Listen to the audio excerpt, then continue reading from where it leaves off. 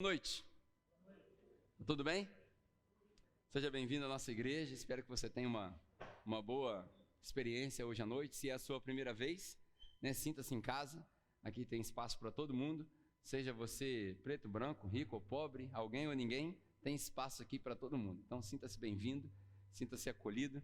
Como a Vanessa disse, se você quiser saber um pouquinho mais a respeito da igreja, é só procurar a gente ali no final do culto.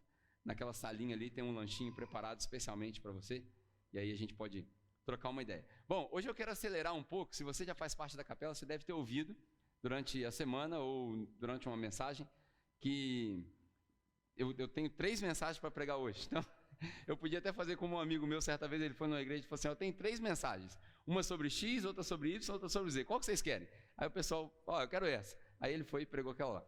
Mas eu vou tentar juntar as 3 em uma só, porque agora que o pessoal está começando o ritmo de vida no Brasil, né? Acabou o carnaval, as coisas estão começando a funcionar, aí o pessoal volta para a igreja, e aí vem frequentar de novo. Então agora dá para... Sabe quando você perde aquela série de Netflix que você passou vários... Se bem que Netflix ninguém perde, né? Mas antigamente era novela, perdeu o episódio, aí tinha que ler no jornal e tal. Então hoje nós vamos acelerar com essas 3 mensagens.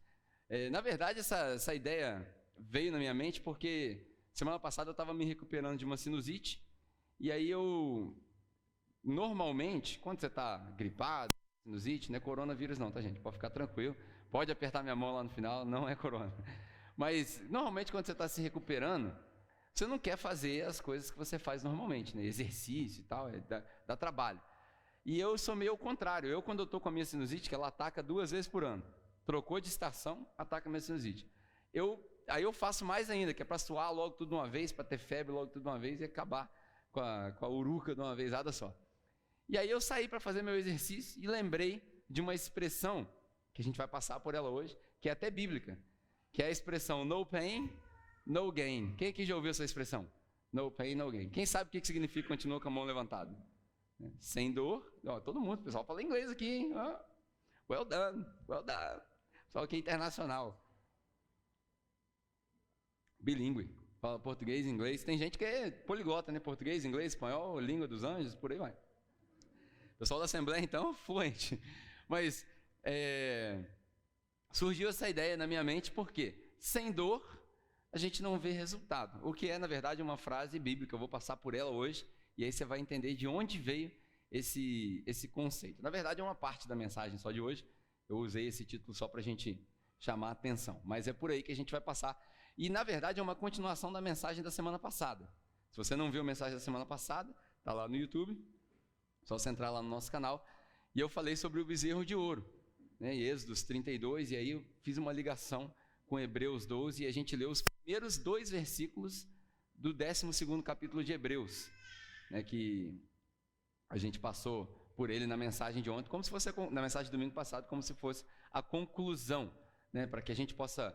Já que nós estamos cercados por tal nuvem de testemunhas, assim que diz o texto, já que nós estamos cercados por tamanha nuvem de testemunhas, então sigamos firmes, correndo a corrida que nos foi proposta, com os olhos fitos em Jesus, ou fixos em Jesus, que é o autor e o consumador da nossa fé. Esses são os 2 versículos bases ali de Hebreus capítulo 12. Hoje, nós vamos do versículo 3 até o final do capítulo. Nós estamos com uma mania interessante aqui na igreja, que é ler muita Bíblia, né? Esses dias tiraram uma foto da galera, uma fileira assim, o pessoal com Bíblia aberta. Eu falei, glória a Deus, né? Então hoje nós vamos ler o restante do capítulo inteiro de Hebreus. Capítulo 12, nós vamos começar do versículo 3. E aí nós vamos passar por 3 fases. Nós vamos do versículo 3 ao versículo 12, do versículo 3 ao versículo 13, é uma mensagem. Do versículo 14 ao 17 é a segunda mensagem. E do versículo 18 até o 29, uma terceira mensagem. Então hoje nós temos 3 mensagens. Se você trouxe coisa para anotar, você deveria anotar. Tem 3 mensagens aí. Se você não trouxe nada para anotar, rabisca na sua Bíblia mesmo, porque diz que a Bíblia rabiscada é de crente bom, e aí você já tem uma desculpa, né, para tirar onda com a galera. Rabisquei aqui. Então nós vamos ter 3 mensagens hoje, eu vou correr, mas é bom que você anote, porque tem muita coisa nesse conteúdo de hoje. Vou tentar ser breve, mas eu prometo para você que não vai durar meia hora. Vai ser mais, porque são muitas coisas para falar. Hebreus, capítulo 12, primeiramente nós vamos ler do versículo 3 ao versículo 13. Diz o seguinte. Os dois primeiros versículos eu já citei aqui, né? Quando ele faz referência a Jesus. E aí no versículo 3 ele continua dizendo o seguinte: pensem bem naquele que suportou tal oposição dos pecadores contra si mesmo, para que vocês não se cansem e nem desanimem. É o autor de Hebreus continuando a carta dele, nos encorajando a continuar a corrida que nos foi proposta, assim como a corrida que foi proposta a Jesus. Versículo 4. Na luta contra o pecado, o que é um assunto muito recorrente na carta de Hebreus, a gente precisa lutar contra o pecado, embora nós já tenhamos sido salvos pela graça, a luta contra o pecado é algo que a gente passa por ela todos os dias. Na luta contra o pecado, vocês ainda não resistiram até o ponto de derramar o próprio sangue. Vocês se esqueceram da palavra de ânimo que lhes foi dirigida como filhos. E aí ele cita um texto de Provérbios, capítulo 3, se eu não me engano, que diz o seguinte: meu filho, não despreze a disciplina do Senhor e nem se magoe com a sua repreensão, pois o Senhor disciplina a quem? É bom você gravar isso. O Senhor disciplina a quem Ele ama. E castiga todo aquele a quem Ele aceita como filho. Aqui, nessa frase, é uma adição. Essa parte não está em Provérbios, mas parece que a cultura judaica entendeu que esse contexto fazia parte das Escrituras. E aí a gente continua. Suportem as dificuldades, recebendo-as como disciplina. Esse é o texto da primeira mensagem de hoje. Disciplina. Deus os trata como filhos. Ora, qual o filho que não é disciplinado por seu pai? Se vocês não são disciplinados, e a disciplina é para todos os filhos, então vocês não são filhos legítimos, mas sim ilegítimos. Além disso, tínhamos pais humanos que nos disciplinavam e nós os respeitávamos. Quanto mais devemos nos submeter ao Pai dos Espíritos, para assim vivermos. Nossos pais nos disciplinavam por um curto período, segundo lhes parecia melhor. Mas Deus nos disciplina para o nosso bem, para que participemos da sua santidade. Vamos ler isso aqui de novo para a gente poder frisar isso aqui que é importante. Deus nos disciplina para o nosso, para que nós participemos da sua santidade. Palavra importantíssima para todo cristão. Eu estou visitando hoje, eu não sou cristão. Beleza, já já o vírus te pega. Nenhuma disciplina parece ser motivo de alegria no momento, mas sim de tristeza. Mais tarde, porém, produz fruto de justiça e paz para aqueles que por ela foram exercitados. Portanto, fortaleçam as mãos enfraquecidas e os joelhos vacilantes. Façam caminhos retos para os seus pés, para que o manco ou para aquele que está deslocado não se desvie, antes seja o quê? Curado. Disciplina. Esse é o texto ou o título da primeira mensagem de hoje. Como eu disse, nós vamos ter 3. Disciplina. Disciplina é algo bom. Nós, como brasileiros, é bem comum no nosso povo a falta de disciplina. Não é à toa que os pais, de uma certa maneira, desejam que os seus filhos passem um ano no exército para que eles se tornem homens. É assim que a gente fala. Vai para o exército, vai virar homem. O conceito de ser homem é disciplina. Eu tenho disciplina. Eu aprendi honra, eu aprendi respeito, eu aprendi disciplina. Então, a disciplina é boa. Nessa primeira parte de Hebreus, ele dá o exemplo de Jesus. Ele começa dizendo: vocês não sofreram ainda a ponto de compartilhar do seu próprio sangue. Isso é uma alusão ao próprio Cristo, que sofreu e derramou o seu próprio sangue por nós, pelos pecadores. Ele não tinha motivo de ser castigado daquela maneira, mas é o castigo que está sobre ele que nos traz a paz. Hoje a igreja está cheia de crentes, todo mundo conhece os textos, isso é bom, porque aí a gente pode falar mais profundamente. Ele dá o exemplo de Jesus e aí ele cita Provérbios. Vale a pena a gente ressaltar que Provérbios é uma coleção de dizeres, não é um livro. Quem que sabia que Provérbios não era um livro? Pouca gente, né? Provérbios não é um livro. Provérbios é uma coleção de dizeres que foram colocados dessa maneira juntos e se transformou num livro de provérbios. Se você estudar a história da igreja, você vai encontrar vários outros provérbios. Inclusive, na Bíblia católica, você encontra um outro livro chamado Sabedoria de Salomão, o mesmo autor da grande maioria de provérbios. Então, os provérbios estão espalhados. À semelhança do que o próprio autor de provérbios diz, a sabedoria está gritando pelas ruas. No começo do livro de Provérbios ele diz isso. Então sabedoria está disponível para todo mundo, para quem quer. Sabedoria não é algo exclusivo de pessoas mais inteligentes. A sabedoria está disponível para quem quer. Ele usa esse exemplo e ele traz esse exemplo para nós. E no versículo 11 tem aquilo que a gente chama do título dessa mensagem, No Pain, No Gain. Para quem não sabe, no versículo 11, se você voltar aí para o seu texto, o que diz no versículo 11? O que está dizendo aí na sua Bíblia? Quem pode ler bem alto o versículo 11?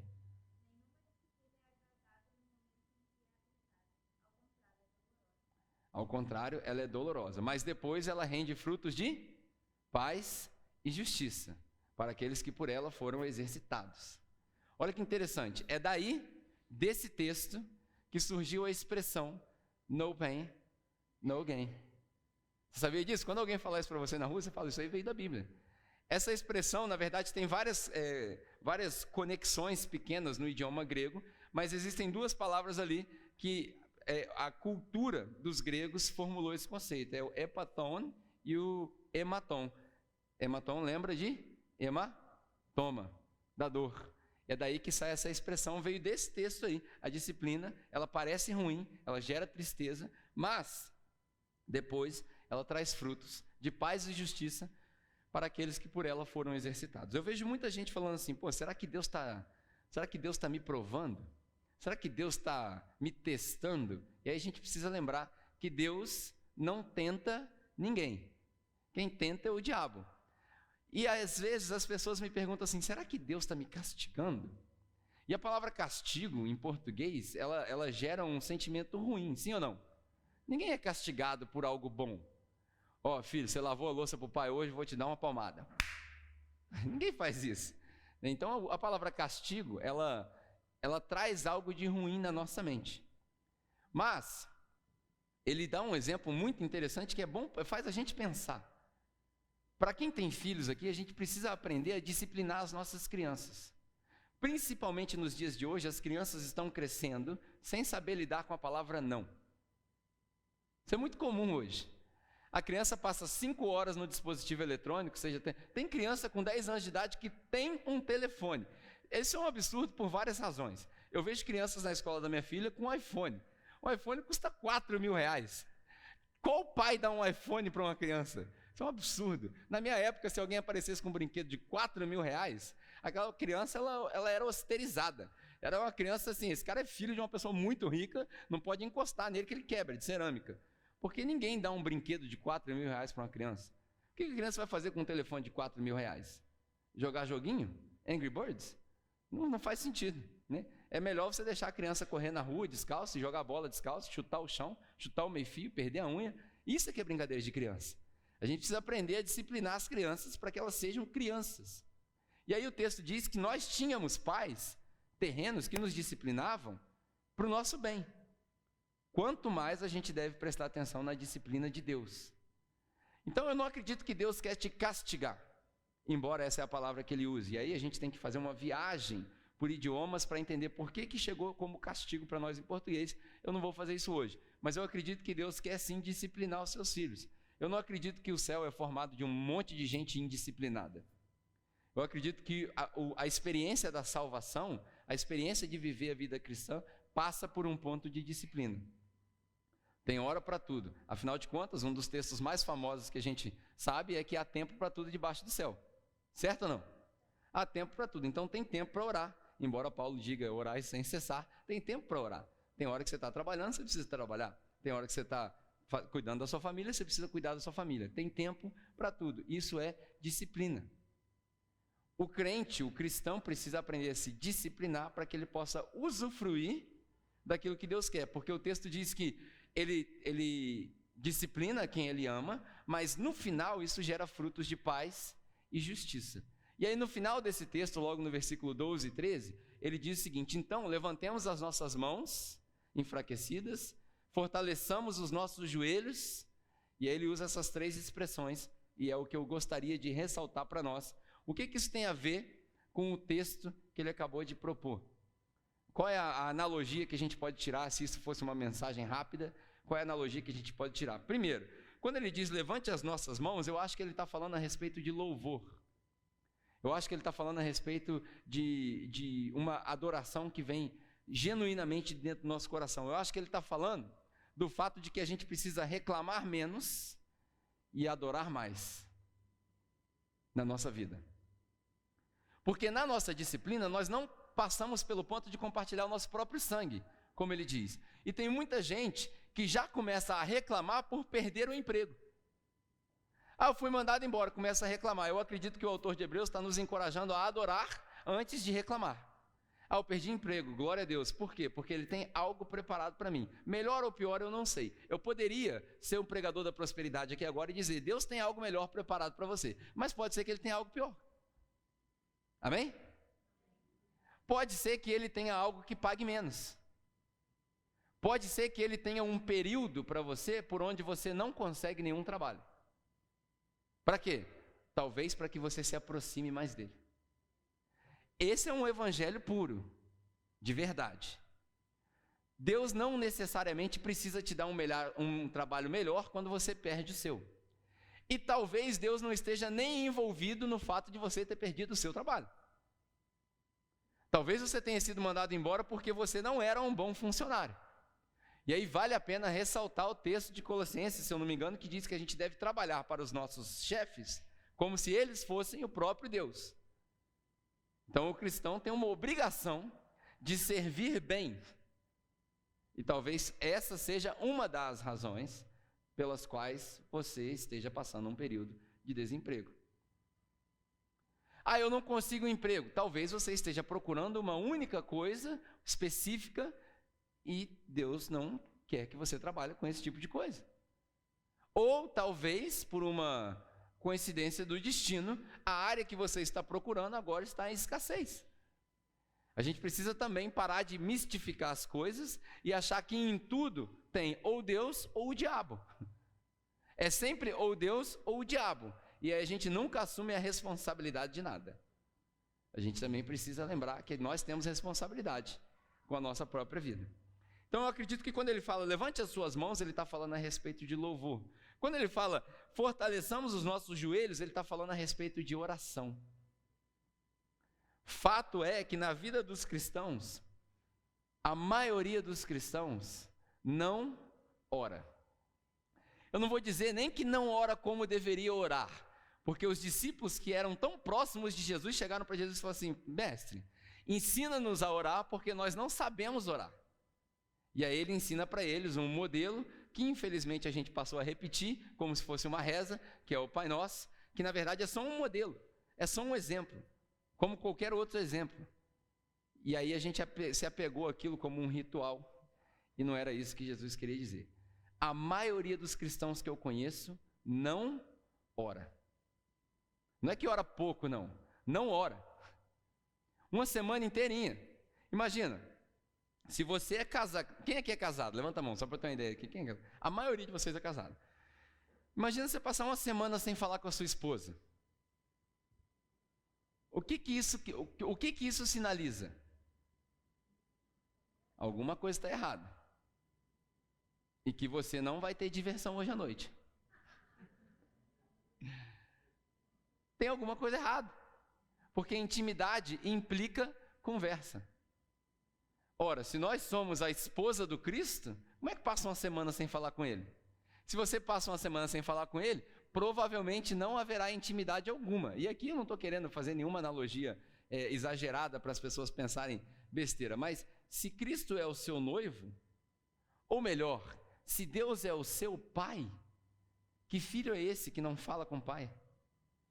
Na minha época, o filho que não falava com o pai recebia a tarja de sem educação. Era muito comum os jovens, na minha época, pedir bênção para os pais, certo? Vai sair, pede bênção. Chegou? Bênção, pai. Bênção, mãe. Qual foi a última vez que você pediu a sua bênção para Deus? Qual foi a última vez que eu falei com Deus? Eu tenho o costume de anotar as minhas orações. Eu tenho um diário. Então eu anoto as minhas orações.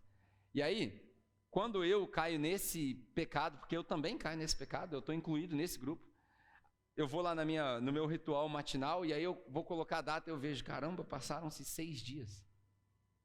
E eu não falei com Deus. Lógico, que eu estou sempre... é desigual para mim, porque faz parte daquilo que eu faço para viver isso daqui. Então eu preciso estar constantemente debruçado sobre a Bíblia, mas orar para pedir é diferente de orar conversando. Entendeu, não? Orar para pedir é uma coisa, Deus é pai. E qual pai que se seu filho pede pão vai dar pedra? Ou pede peixe vai dar cobra? Nenhum. Muito pelo contrário. O seu pai que está no céu sabe muito mais daquilo que você precisa. E ele é poderoso para fazer infinitamente mais aquilo que nós pensamos ou imaginamos. Mas tudo isso não se transforma em nada se a gente não conversa com o Pai. Pedir uma coisa, é bem certo que Ele vai te dar, porque agrada a Deus te dar as coisas. Agrada a Deus te dar as coisas. Mesmo que sejam fúteis e materiais. Quantas pessoas eu não conheço que às vezes têm um objetivo de vida e falam assim, poxa, eu queria muito ter fala um carro bom aí, que eu não tenho carro, não sei. Qual é um carro bom hoje em dia? Onix, eu queria um Onix Turbo, o Claudeci está doido num Onix Turbo. Ele quer porque quer um Onix Turbo. Aí o cara consegue comprar, o que a gente faz? Dá glória a Deus. Deus me deu um Onix Turbo. Né? Rock, eu estou profetizando aí, vai vendo. Recebe. Deus me deu, aí a gente coloca aquela placa, aquele adesivo no carro, Deus me deu, mas não dá uma carona para ninguém, também não adianta. Né? Então, Deus me deu, então deixa Deus usar. Põe o Claudeci, por exemplo, esses dias a gente carregou 6 telhas dessa no telhado do carro dele. Quando chegou aqui, o negócio de cima do telhado estava quebrado. Eu falei, pô, Claudeci, quebrou o negócio aí, como é que a gente vai fazer? Fala aí quanto que a igreja vai pagar. Ele falou, que isso, rapaz, isso é privilégio meu, isso é bênção, quebrou no uso do Senhor. Pô, né? O carro está sendo usado. É um exemplo isso daí. Quantos de nós estamos deixando de usar o nosso carro para Deus? Deus precisa do seu carro? Claro que não. Na verdade, eu acho que Deus queria até que você se livrasse do seu carro, porque polui o ambiente, né? Então, todo mundo deveria andar a pé. Mas na sociedade que a gente vive, não tem como. Então, Deus se agrada em dar as coisas. Mas a gente precisa aprender a orar antes de lamentar. Você sabe que na sua Bíblia tem um livro inteirinho de mimimi? Sabia disso? Chama Mimimi de Jeremias. Lamentações. Pô, é o livro inteiro do cara choramingando. Eu fico imaginando Deus lá e você fala, pô, é sério, Jeremias? Pô, eu fiz tanta coisa através de você, cara, você não viu o que eu fiz? É um livro inteirinho de lamentações. Talvez seja uma lição para nós, para a gente olhar para aquele livro e aprender as coisas que estão por trás daquele livro e aprender que a gente deve orar antes de lamentar. Tem tempo para lamentar? Lógico que tem. Lógico que tem. Às vezes a gente perde um ente querido, perde algo que a gente gostava muito, embora essa vida seja temporária, muita gente vive essa vida como se fosse a única. Essa vida não é a única vida que você tem. E eu não estou falando de reencarnação, quem entendeu aqui? Essa vida aqui não é a única. Ela continua, mas a gente trata como se fosse a única. Perdi minha casa. O banco hipotecou minha casa. Gente, falta muito tempo para morrer ainda. Estou com 40, pode ser que você viva até os 80, 90, quem sabe 100, dependendo da sua alimentação, dos seus exercícios. Você vai chorar porque você perdeu a casa? O que é a casa? Não andeis ansiosos por coisa alguma. Isso inclui a casa. Isso inclui a saúde. Recebi um diagnóstico de uma doença terrível. Claro que é triste. Claro que a gente vai chorar. Claro que a família vai se reunir. Claro que a gente vai fazer planos. A gente vai ficar... A ansiedade é natural. Mas não andeis ansiosos por coisa alguma. Inclui o seu diagnóstico. Inclui a crise de ansiedade. Inclui o seu trabalho. Inclui a guarda que você perdeu, porque talvez num divórcio infeliz a sua família não seguiu o rumo que você queria. Tudo isso inclui ali. Deus não excluiu ninguém só porque ele divorciou, só porque ele está doente, só porque ele perdeu o trabalho. Isso é um pensamento muito judaico. Deus está me punindo por causa disso. E terceiro, eu acho que ele fala, ajustem o seu caminho, porque isso tem a ver com comportamento. A gente assumiu uma mania muito errada na igreja, que é dizer o seguinte, ninguém tem nada a ver com a minha vida. Claro que tem. Seu irmão que está sentado aí do seu lado, ele tem tudo a ver com a sua vida. Porque a oração de Jesus, quando ele estava indo embora, era que nós fôssemos um. E se o seu irmão cai, você cai. Se o seu irmão sofre, você sofre. Afinal de contas, nós somos todos parte de um só corpo. E se somos parte de um só corpo, quando machuca a mão, a inflamação da mão machucada afeta o corpo inteiro. Então eu acredito que ele resume essa primeira parte do capítulo dizendo o seguinte: a gente precisa aprender a louvar antes de reclamar. A gente precisa orar antes de lamentar. E a gente precisa consertar antes de quebrar.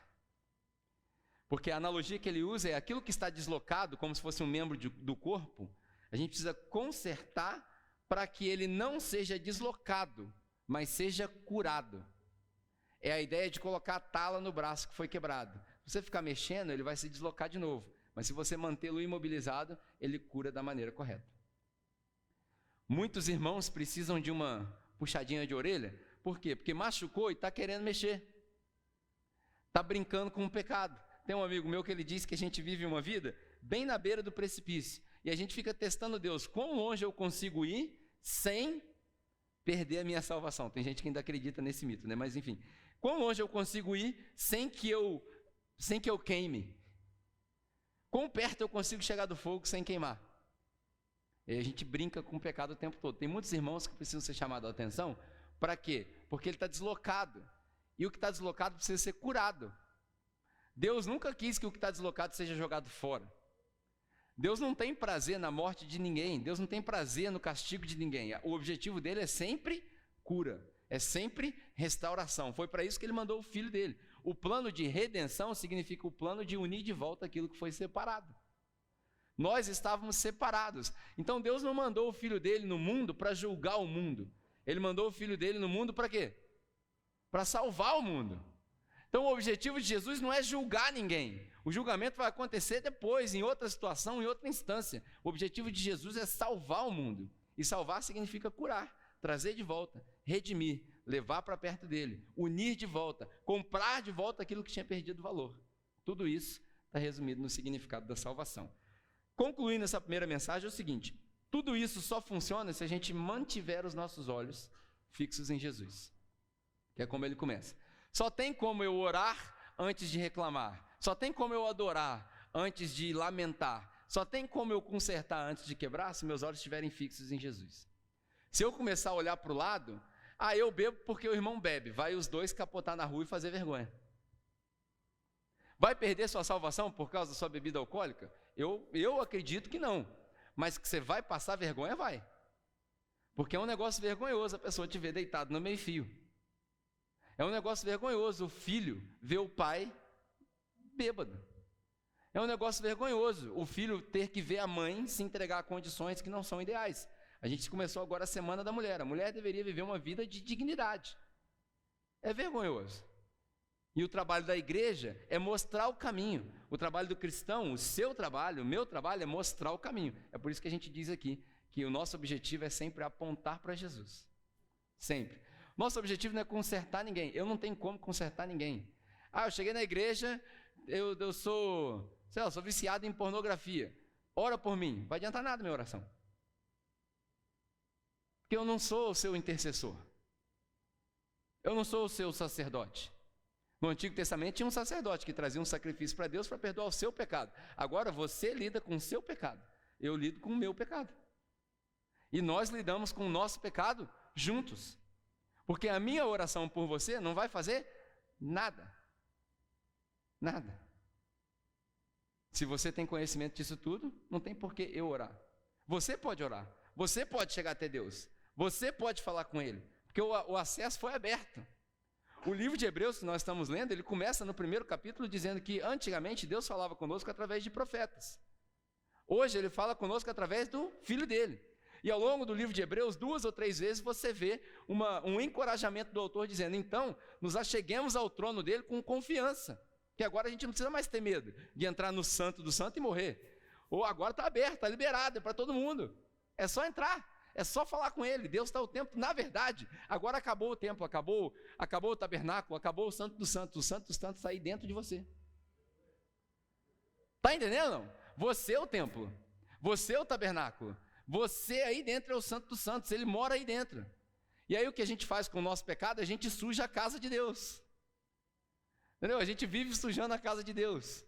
Está lá limpinha, tranquila, aí a gente vai e joga um monte de barro para dentro. Aí Deus limpa. Porque ele é misericordioso, ele vai limpando. E vai limpando aos poucos. E aí você vai trabalhando em conjunto com ele. Mas chega uma hora que ele olha para todas as nossas atitudes e fala: pô, acho que você não entendeu. E aí ele faz o quê? O que a gente acabou de falar, ele disciplina. para poder limpar de vez.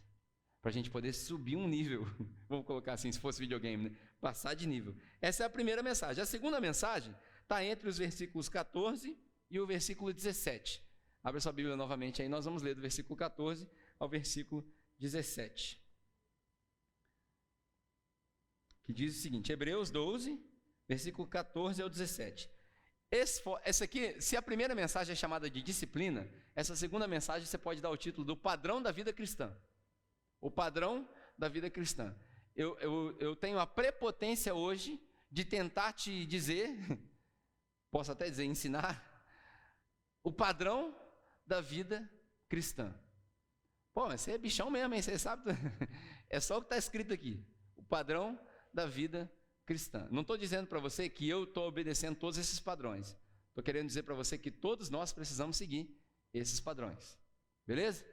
Hebreus 12, versículo 14 ao 17. Diz o seguinte. Primeiro, esforcem-se para viver em paz com todos e para serem santos. Porque sem santidade ninguém verá o Senhor. Falei para vocês na primeira parte aqui para a gente focar nesse lance da santidade. Essa palavra santidade que ele usa, muita gente fala assim, a palavra santidade é muito ampla, quer dizer separados e tal. Fato, verdade. Mas nesse sentido aqui, é a mesma palavra que ele usa para o Espírito Santo. Aqui o autor de Hebreus está te comparando, por mais exagerado que isso pareça, ou pelo menos ele usa a mesma palavra, não quer dizer que ele está comparando, mas é a mesma palavra para o Espírito Santo. É a mesma palavra que Pedro, quando Pedro escreve a carta dele para a igreja, ele fala, mas vocês, antigamente vocês estavam no pecado, vocês não eram povo nenhum, mas agora agora vocês são uma raça eleita, um sacerdócio real, um povo santo, separado, santificado, para que vocês preguem sobre as virtudes de Deus, para que as outras pessoas se convertam. Ou seja, existe um propósito na sua santidade. Existe um propósito na minha santidade. O propósito da minha e da sua santidade é viver de tal maneira que pregue as virtudes de Deus. Por isso que Mateus fala que brilha a vossa luz para que os homens na terra vejam o quê? As suas boas obras. E assim se convertam. Ou seja, saia da luz para as trevas, que é o mesmo texto que Pedro usa. Quando a gente demonstra as virtudes de Deus através da nossa santidade, a gente demonstra para as pessoas o que significa sair das trevas, sair do pecado, sair da pornografia, sair da poligamia, sair do vício, sair do álcool, sair de todos os padrões comportamentais da sociedade que são julgados, mas também sair da condição pecadora. O pecado me enoja agora. O pecado não entra, não convive mais comigo. No momento que eu estou na presença de qualquer coisa pecaminosa, de natureza pecaminosa, isso me incomoda. Quando eu demonstro isso com a minha vida, com as minhas palavras, as pessoas olham para aquilo e falam assim, eu quero isso que ele tem. E aí a pessoa sai da escuridão, sai das trevas e vem para a luz. Esse é o melhor evangelismo que existe. Quando você é o quadro de Deus para os outros. Falar bem não faz nem 5% do efeito de alguém viver bem. É muito melhor viver bem do que falar bem, embora falar é necessário. Esse lance de pregue o evangelho quando necessário use palavras é para outro contexto. É válido, mas não era isso que o cara quis dizer. Então é bom que você entenda que viver é importante. Continuando. Cuidem para que ninguém se exclua da graça de Deus, a gente vai falar sobre isso já já, que nenhuma raiz de amargura brote e cause perturbação, contaminando muitos. Que não haja nenhum imoral ou profano como Esaú, que por uma única refeição vendeu seus direitos de herança como o filho mais velho. É uma história do Antigo Testamento. Se você quiser ler, você pode ler, está lá em Êxodo. Está lá em Gênesis. Como vocês sabem, posteriormente, quando ele quis herdar a bênção, foi rejeitado e não teve como alterar a sua decisão, embora buscasse a bênção com lágrimas.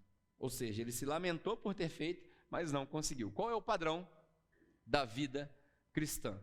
5 coisas que a gente encontra nesse texto aqui. O primeiro deles, paz. Todos nós devemos viver em paz um com os outros. Vou resumir da maneira mais simples que eu consigo. Não há lugar para fofocas dentro da igreja. Amém? Não há lugar para fofocas dentro da igreja. Mais uma vez eu vou reforçar. Eu não sou o seu lixo. Eu não gosto de ser o seu lixo. Eu gosto de ter amigos que vêm para mim e aí a gente se confessa um com os outros. Mas eu estou recusando a posição de lixo seu. Quando as pessoas falam, se você é o pastor da igreja, você tem que me ouvir. Não, para isso existe uma profissão chamada psicólogo. Você paga a consulta dele e vai lá despejar o seu lixo em cima dele. Porque você não me paga para ouvir o seu lixo. Amém? Então, eu não sou o seu lixo. Fulano de tal fez isso, fulano de tal fez aquilo. A minha atitude é sempre essa. Por que você não vai lá e fala com fulano de tal? Por que você tem que falar comigo? Como se eu fosse a solução para o problema do fulano de tal. Não. Você vai lá e fala com ele. Admoeste-o. Quem conhece essa palavra aqui? Essa é uma palavra antiga. Admoestar, que é o quê? Chamar a atenção. Você vai lá e admoesta o seu irmão em amor. Com misericórdia. Por quê? A mesma misericórdia que lhe foi concebida, você exercita com o seu irmão. É assim que é uma igreja saudável. Uma igreja saudável é uma igreja onde os problemas são resolvidos sem que o pastor saiba que houve problema. Oh, glória! Agora eu senti uma revelação descendo aqui, ó. Senti mesmo, estou brincando não. Uma igreja saudável, isso é uma revelação, hein? Uma igreja saudável é uma igreja onde os problemas são resolvidos sem que o pastor saiba que houve problema. Não precisa nem me trazer a solução. O pessoal no mundo dos negócios fala assim, não me traga o problema, me traga a solução. Eu não quero nem a solução. Resolvam-se ou matem-se. Mas resolvam-se. Vivam em paz uns com os outros. Primeiro, padrão da vida cristã, paz. Não existe igreja sem paz. Não existe vida cristã sem paz. Segundo, santidade. Já falamos aqui do texto de Pedro, né? Nação santa. Nós somos separados para que a nossa vida demonstre a santidade de Deus. Terceiro, misericórdia. No texto que a gente leu aqui, de 14 a 17 de Hebreus 12, ele diz o seguinte, que ninguém deixe de alcançar a graça de Deus. O que é isso? Isso é misericórdia. Para nós, aí eu vou tomar a liberdade de fazer isso para nós. Para nós aqui na capela, isso significa a porta mais larga possível. A porta mais larga possível. Cabe todo mundo aqui dentro. Todo mundo. Rico, pobre, preto, branco, alguém ou ninguém, como a gente sempre fala aqui. Cabe todo mundo. Até petista cabe ali naquela porta. O pessoal brinca porque a igreja tem muita... Hoje em dia a igreja foi contaminada, né, pela política e tem muita gente que levanta a bandeira de um partido, né? Então, se você é pelo Bolsonaro ou pelo Lula, os dois cabem aqui dentro. Você consegue viver um negócio desse? Você consegue viver um ambiente onde o cara está com a camisa... sei lá como é que fala, fascista, sabe o que? De metralhadora, o cara consegue vestir uma camisa de metralhadora para vir para a igreja. Quem que é doido que veste uma camisa de metralhadora para vir para a igreja? Não sei, mas ele consegue. Aí ele vem. Aí vem o outro com a bandeira da paz, eles sentam um do lado do outro. E eles vivem em paz. E não é só aqui dentro não, é lá fora também. Ele frequenta a minha casa e eu frequento a casa dele.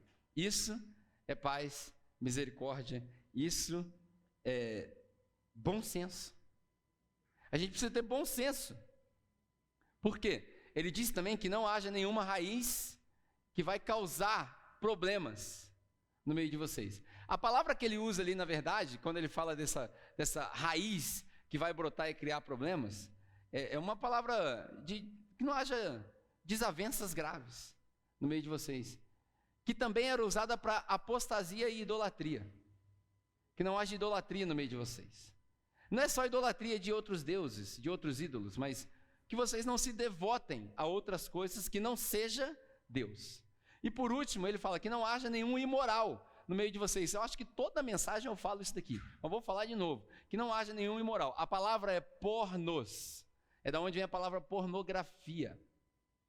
Que não haja ninguém imoral no meio de vocês. Ou seja, que a esposa seja esposa de um marido só, que o marido seja marido de uma esposa só, que vocês não fiquem levando coisa de pornografia para botar dentro do seu carro. Você é contra a pornografia, Pedro? Óbvio! Óbvio! Quem é a favor de pornografia é doente. Precisa de tratamento. Por quê? Porque a menina e o cara que estão aqui são filhos e filhas de alguém. Que você está usando como objeto sexual. Que você está usando como um objeto que não merece a misericórdia de Deus, porque você os usa para satisfazer o seu próprio prazer. Isso é uma doença. uma psicopatia que precisa ser tratada.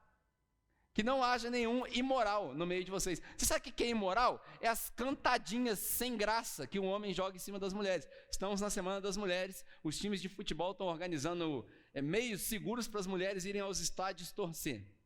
Cristão que é cristão de verdade, não deve dar cantadinha idiota nas mulheres. Homem cristão não deve cantar a mulher pelo tamanho da bunda dela. Isso não é normal do cristão. O normal do cristão é você se interessar por uma menina, ser homem o suficiente, chegar nela e falar assim, estou interessado em você. Existe alguma chance? E aí vocês conversam, se conheçam. E aí eu não vou ser careta aqui de falar assim, não beije, tal, papá. Hoje em dia todo mundo vai beijar na boca, mas se beijem com respeito, namorem com respeito. Respeite a família de onde vem a menina, respeite o corpo da menina. Cristão de verdade não põe a mão dentro de lugar que não é para botar a mão, porque você não é casado e você não assumiu a responsabilidade da menina ainda. Então, você está namorando, mantenha suas mãos num lugar onde todo mundo possa ver. A gente ensina para minha filha o seguinte, aonde a roupa esconde, a mão não toca. Todo cristão deveria aprender esse padrão. Isso é ser imoral. É um pecado gravíssimo. Está em todos os lugares do Novo Testamento tem algo sobre imoralidade. Não vai ser nós que vamos começar com o negócio errado. Essas 5 atitudes são as atitudes que o padrão da vida cristã nos pede. O padrão da vida cristã nos pede. E a terceira mensagem, para a gente acabar, falei que a primeira mensagem é sobre disciplina. A gente precisa aprender a adorar antes de reclamar, a orar antes de lamentar, a consertar antes de quebrar. Nessa segunda mensagem, a gente falou sobre o padrão da vida cristã. Essa terceira mensagem de hoje, eu acho que eu consegui, vou pregar 3 mensagens em menos de 40 minutos, só que beleza. Essa terceira mensagem, você pode chamar da verdade que ninguém percebeu. Ou você pode chamar da nova realidade que ninguém viu. Tipo, sabe aquela parábola de um versículo só, Mateus capítulo 13, se eu não me engano, 40 e pouco, que fala assim, o reino de Deus é como um homem que encontrou um tesouro escondido. Foi lá e vendeu tudo que ele tinha e comprou o terreno, para que o tesouro fosse dele. É uma parábola de um versículo, mas é uma parábola poderosa. Porque eu e você temos um tesouro escondido, uma aliança nova, uma realidade nova que talvez ninguém tenha percebido. E aí, para isso, eu quero te chamar a atenção para o texto de novo, para a gente ler do versículo 18 ao versículo 29. A primeira mensagem foi Hebreus de 13 a 13, a segunda mensagem de 14 a 17. Nessa terceira, você vai ver aí uma realidade nova que ninguém percebeu. Hebreus capítulo 12, do versículo 18 ao versículo 29. Se eu chorar enquanto eu leio, me perdoem, mas esse texto é um texto fantástico. Se você não entendeu, é porque talvez você não tenha conhecido o contexto ainda, mas vamos lá. Depois dele ter falado tudo isso, depois dele ter dado todas essas lições, ele continua dizendo o seguinte, versículo 18. Vocês não chegaram ao monte que se podia tocar, e que estava em chamas, nem as trevas, a escuridão e nem a tempestade.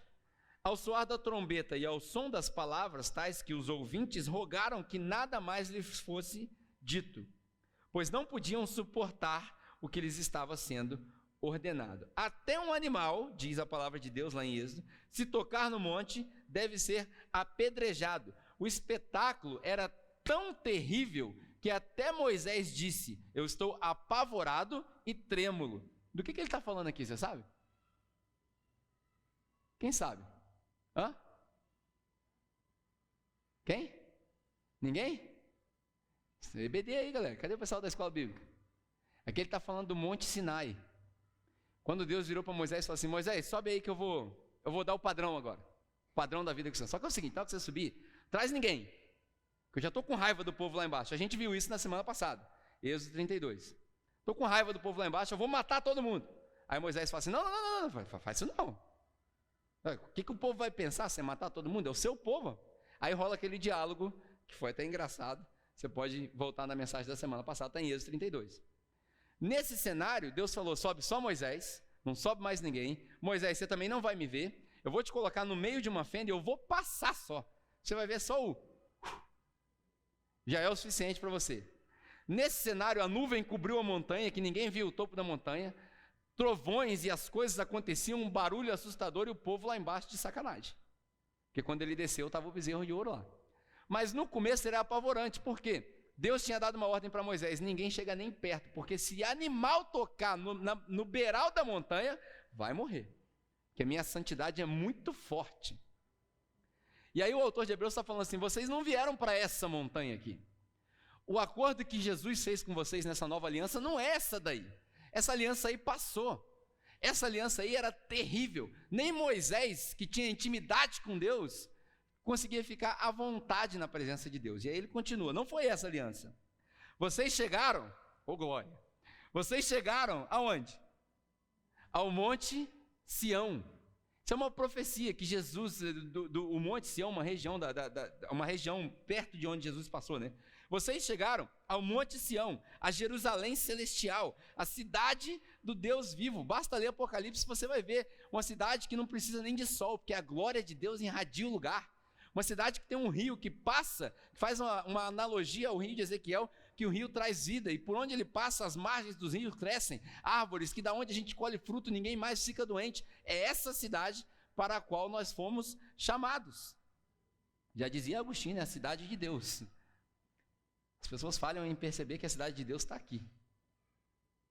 Isso aí dá outra mensagem. A cidade de Deus e a cidade dos homens. Para quem nunca leu A Cidade de Deus, é um livro de 2 volumes dessa grossura aqui de Santo Agostinho. Vale a pena folhear. É um contraste interessante. Não sei nem por que eu falei isso, né? Mas vamos lá. Vocês chegaram ao Monte Sião, Jerusalém celestial, cidade do Deus vivo. Chegaram aos milhares de anjos em alegre reunião. A vista que nós temos não é uma vista aterrorizante, é uma vista de anjos celestiais cantando santo, santo, santo é o Senhor. E eu ouso dizer, isso aqui é uma ousadia minha, com todo temor, quando Isaías teve uma visão que ele vê um serafim que cobre o rosto com 2 asas e cobre os pés com 2 asas e tal. Aquilo era uma visão que Isaías tinha, mas o Novo Testamento diz para nós que os profetas ansiavam em ter o que nós temos. Eu acredito que a nossa visão do céu não tem anjos se escondendo, porque aí Deus se revelou por inteiro, porque agora nós conhecemos e somos conhecidos pela metade, mas lá, na glória, nós seremos inteiramente conhecidos, não tem mais segredo. Eu acredito, uma conjectura minha, que lá não tem mais anjos escondendo o rosto, porque não tem mais o que ser revelado, toda a revelação foi entregue. É por isso que Apocalipse, na verdade, chama-se revelação. A palavra Apocalipse significa revelação. Aquilo ali é uma revelação do nosso futuro, uma pequena revelação. E quando a gente chegar lá, não tem mais nada a ser revelado. Eu vou conseguir ver Deus por inteiro. Aquilo que Moisés pediu pelo amor de Deus para ver, que Deus só passou, nós vamos ver por inteiro. Inteiro. Deus na nossa frente, assim, ó. Eu fico imaginando, eu quando leio, eu viajo na maionese mesmo, porque a minha filha chega para mim e fala assim, pai, qual o tamanho de Deus? Ela imagina Deus sentado numa esfinge, igual um monumento egípcio, onde o pé é do tamanho dela. Qual o tamanho de Deus? Aí eu falei para ela assim, Bia, Deus é tão bom que Ele se diminui ao seu tamanho. Porque a palavra ensina para nós que Deus se esvaziou dele mesmo, de toda a glória dele, se fez homem, viveu como homem, sofreu tentação e não pecou para que eu e você tivéssemos acesso a Ele. Esse é o padrão para o qual nós viemos, é essa história que o autor quer contar. Vocês chegaram nessa reunião de anjos, que é uma reunião alegre, a igreja dos primogênitos. Olha, ele usa a mesma palavra que ele usa para Jesus, porque Jesus é o filho primogênito, ele era o unigênito. E aí depois da morte e ressurreição dele, ele se transforma em o primogênito. Por quê? Porque agora somos vários irmãos. Jesus é o nosso irmão mais velho. Ele se colocou no nosso lugar para que nós pudéssemos nos sentar no lugar dele. É por isso que Efésios fala, Efésios fala que nós já estamos assentados em regiões celestiais. O que quer dizer isso? Jesus saiu do lugar dele para viver conosco, para que nós saiamos do nosso lugar para viver com ele. Isso não é triunfalismo não, isso é glória. Isso não é mensagem motivacional não, isso é revelação para você mesmo. Eu falei igual o Joel Pereira agora, né? Revelação. Ai. A igreja dos primogênitos, cujos nomes estão escritos nos céus. Vocês chegaram a Deus, juiz de todos os homens, aos espíritos dos justos aperfeiçoados. Quem são os justos aperfeiçoados? Eu e você. São os heróis da fé lá de Hebreus capítulo 11, que a gente leu antes do 12. Que pela fé fizeram isso.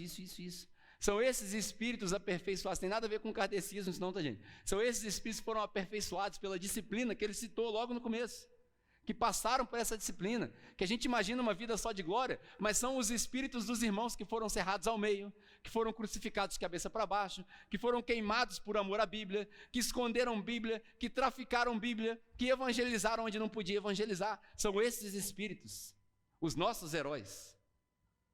São os heróis de Billy Graham, porque certamente Billy Graham tinha alguém em quem ele se espelhava. E se você perguntasse para ele enquanto em vida, certamente ele não responderia que ele era o maior dos evangelistas. Ele não responderia. Eu sigo um menino que era discípulo de Reinhard Bonnke. Reinhard Bonnke era o Billy Graham da África. Morreu ano passado. E eu sigo esse menino que segue os caminhos dele. E no Instagram dele lá tem uma última conversa do Reinhard Bonnke com ele. E aí o Reinhard Bonnke, depois de ter evangelizado e pregado para milhões de pessoas, senta na mesa com esse menino. O nome dele é indiano, eu não sei pronunciar, né? Mas, enfim, depois eu posso mandar o link para quem quiser. Ele senta numa mesa tomando café e o Reinhard Bonnke olha para ele e fala assim: eu acredito que aquilo que eu fiz, você vai fazer muito mais. Olha que doideira, cara. Olha que doideira. Aquele menino não tinha noção do que ele estava recebendo ali, não. Ele não tinha noção. E hoje ele continua nos caminhos do Reinhard Bonnke, fazendo as cruzadas e tal. É lindo de ver. Se você tiver interesse, depois eu te mando o link, só me pedir. Você chegou a Deus, juiz de todos os homens, aos espíritos dos justos aperfeiçoados, a Jesus, mediador de uma nova aliança, e ao sangue aspergido, que fala melhor do que o sangue de Abel. Cuidado! Olha que interessante. Cuidado, no versículo 25. Não rejeitem aquele que fala. Se os que recusaram a ouvir aquele que os advertia na terra não escaparam, quanto mais nós, se nos desviarmos daquele que nos adverte dos céus. Ele está falando aqui do próprio Jesus Cristo. Aquele cuja voz outrora abalou a terra, agora promete: ainda uma vez abalarei não só a terra, mas também o céu. As palavras ainda uma vez indicam a remoção do que se pode ser abalado, isto é, as coisas criadas, de forma que permaneça o que não pode ser abalado. Portanto, meus irmãos, olha a conclusão. Portanto, meus irmãos, já que estamos recebendo um reino inabalável, sejamos agradecidos e assim adoremos a Deus de modo aceitável, com reverência, que nos falta muito, e temor, que falta mais ainda, pois o nosso Deus é fogo consumidor. De maneira nenhuma eu quero levar essa mensagem para um lado pentecostalizado demais, aonde Deus vai queimar as pessoas, não é isso que eu quero dizer. O que eu quero dizer é que a cena de Deus era aterrorizante, na minha conjectura, mas eu não sou discípulo de Jesus direta, eu não conheci Jesus pessoalmente, eu não tenho 2000 anos de idade, e eu não posso te garantir que ele disse isso, isso é uma conjectura minha. Eu acho que chegaremos no céu e veremos Deus por completo, mas não acredite nas minhas palavras. Não acredite nas minhas palavras, porque eu não estava lá. Isso é uma esperança minha. Eu tenho direito de ter esperança como todo mundo. Você pode ler na Bíblia, nos arquivos que nos foram deixados, que também não te garante muita coisa, mas já é um começo. Você pode ler aqui e basear a sua fé naquilo que você encontra de informações aqui. Melhor ainda se você basear a sua fé no fato histórico de que Jesus ressuscitou e prometeu que vai voltar. Daí você continua uma caminhada. Mas a terceira mensagem diz respeito a esse texto que nós acabamos de ler, do 18 ao 29. A realidade nova que ninguém percebeu. É uma realidade que contrasta três coisas. É o contraste do Monte Sinai com o Monte Sião. O Monte Sinai, ele era inalcançável, era intocável. O Monte Sião, ele é acessível. Ele é pessoal. Você chega nele. Ouso dizer que ele vem em você, porque você se tornou o templo. O contraste entre o Sinai e o Sião. O contraste entre Moisés e o Messias. Porque Moisés era corrupto, Moisés era finito, Moisés era um monte de coisa humana. Já o Messias, ele é eterno e ele é perfeito. A gente tem uma escolha a fazer entre Sião e Sinai. Uma escolha entre Moisés e o Messias. A gente tem uma escolha a fazer entre a religião e o relacionamento. É uma escolha pesada. A religião e o relacionamento. A religião é cheia de rituais. As pessoas se apaixonam pelos rituais. Eu vou na igreja porque a música é boa, porque tem ceia, porque tem isso, porque tem aquilo. Isso é religião, não leva a lugar nenhum. É a mesma coisa que o povo tinha no deserto. Nós devemos nos apaixonar pelo relacionamento com Jesus. Essa nova aliança, ela não é do Sinai, ela é de Sião. Ela não é de Moisés, ela é de Jesus. E ela não é da religião, ela é de relacionamento entre nós e o Cristo. A religião, ela é superficial e ela é ineficiente. Já o relacionamento com Jesus, ele é substancial e ele é suficiente. Para a gente concluir, eu sei que foi muita informação, mas eu vou concluir dizendo o seguinte. Primeiro, sobre a primeira mensagem. Louve, ore e se arrependa sempre olhando para Jesus. Sempre olhando para Jesus. Seu louvor, olha para Jesus. Sua adoração, olha para Jesus. Sua oração, olha para Jesus. Sempre. Sobre a segunda mensagem, o padrão da vida cristã. Mesmo sendo filhos salvos pela graça, nós temos a obrigação de vivermos uma vida de uma conduta digna do Evangelho. Nós temos a obrigação de representarmos nosso Pai. E terceiro e último, a aliança com Cristo é muito mais superior do que a aliança com Moisés. Muito mais superior do que a aliança com Moisés. Só Jesus é o suficiente. O que passar de Jesus é do diabo. Qualquer pessoa que te falar, você tem que fazer isso, além de viver com Jesus, é do diabo essa informação. Você não precisa disso. Você só precisa de Jesus. Por quê? Com Jesus no barco, tudo vai bem. Com Jesus, tudo vai bem. Todo o resto funciona. Com Jesus, você resolve ir na igreja na hora que você resolver ir na igreja. Com Jesus, você trata sua família bem. Com Jesus, você trata sua esposa bem. Com Jesus, você vai se dedicar. Com Jesus, tudo funciona. Sem Jesus, só sobra a religião. Amém? Esse é Hebreus 12, em 3 mensagens para você. Tem assunto suficiente para você remoer durante a semana e poder discutir no seu grupo de conexão. Vamos orar? Pai, nesse breve momento, antes das crianças voltarem para os pais, nós te agradecemos pela oportunidade de compartilhar do seu Evangelho, pela oportunidade de aprender mais a sua palavra.